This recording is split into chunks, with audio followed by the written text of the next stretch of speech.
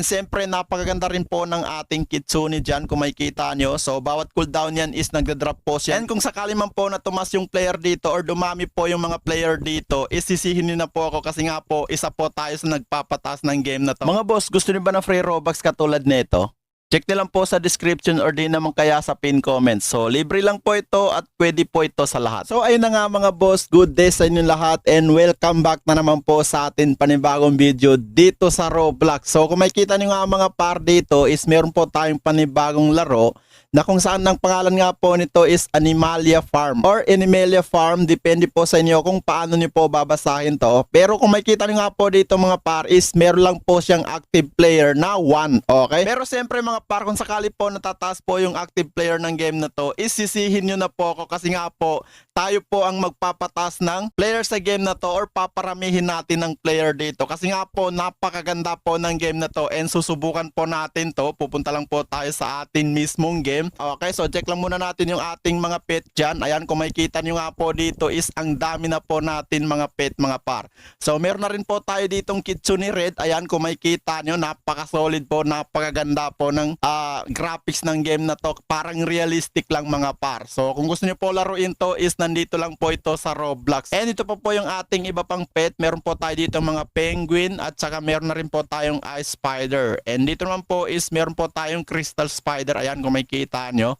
So napaka-solid yan mga par kasi nga every minutes po is nanganganak po sila or nangingitlog. And then yung itlog nila po is yun po yung ibebenta natin para po ma-convert into money. Okay? And kung sakali man po na tumas yung player dito or dumami po yung mga player dito, isisihin nyo na po ako kasi nga po isa po tayo sa nagpapatas ng game na to. Okay?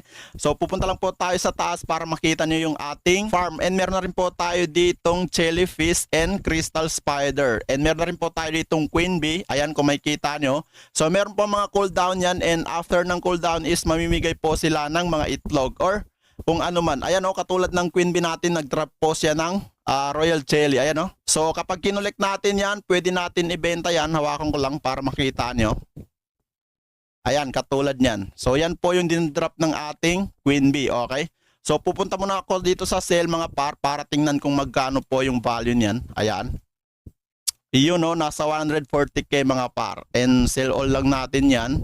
And pupunta po tayo dito sa animal shop para makita natin kung ano yung open dito. Okay, penguin. Ayun, queen bee ulit mga par, bibilhin na natin yan.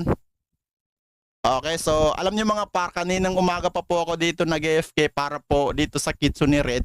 So gusto natin bilhin yan kasi meron na po tayong dragon, unicorn, Phoenix, Pegasus, Griffin, Jellyfish, Electric Fan, hindi, Electric Fox. So meron na po tayo niyan. So ang gagawin lang natin mga par is mag-aantay lang po tayo ng bawat nagbubukas na pet. Okay? So balik po tayo sa ating base. Ayan o, kung makikita nyo, meron po tayo ditong mga unicorn, dragon, phoenix. Ayan, kung makikita nyo, ang dami po natin nakuhang pet dahil lang po sa pag-AFK mga par. Okay? And ang kagandahan dito mga par is mabilis lang po sila mag-restock ng pet katulad ng dito sa market. So kailangan lang po natin mag-aantay ng 3 minutes para po sa panibagong stock. So napaka-solid. Ayun, jellyfish open na naman. So bilhin na natin yan. And halos nabili na po natin lahat. Itong void well lang po yung di natin nabili. Kasi nga kailangan po natin ma-unlock yung aquarium bago natin mabili yan. So papakita ko sa inyo. Punta tayo sa best.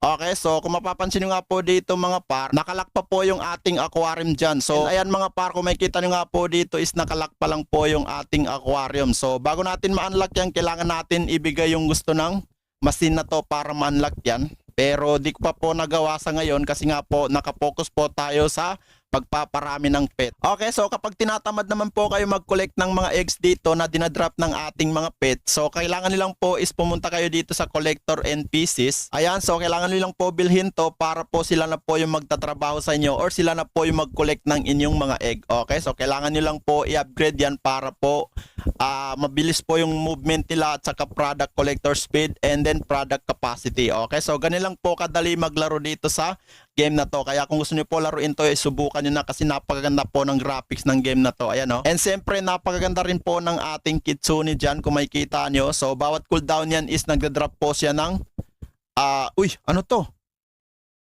Okay, Gold Sky Relic. So collect na muna natin yan. Ayan po yung ating mana-collect. Ayan o. Nakakuha po tayo ng orb. Ayan, so Kitsune Orb po yung nagbigay nito mga par. Ayan oh. So check nga natin kung magkano po price niyan. Wait lang. Okay, para malaman nyo na rin. Iyon no, kita nyo ba? Nasa 4 million po yung price nung Kitsune Orb natin. So napakalaki. And mabilis lang po yung event dito mga par. Katulad niyan, meron po silang balloon event at saka spring bridge. Okay? So ang kailangan lang po natin dyan is maghanap lang po tayo ng mga balloon na pwede natin i-collect. Kasi nga makakakuha po tayo ng mga pet doon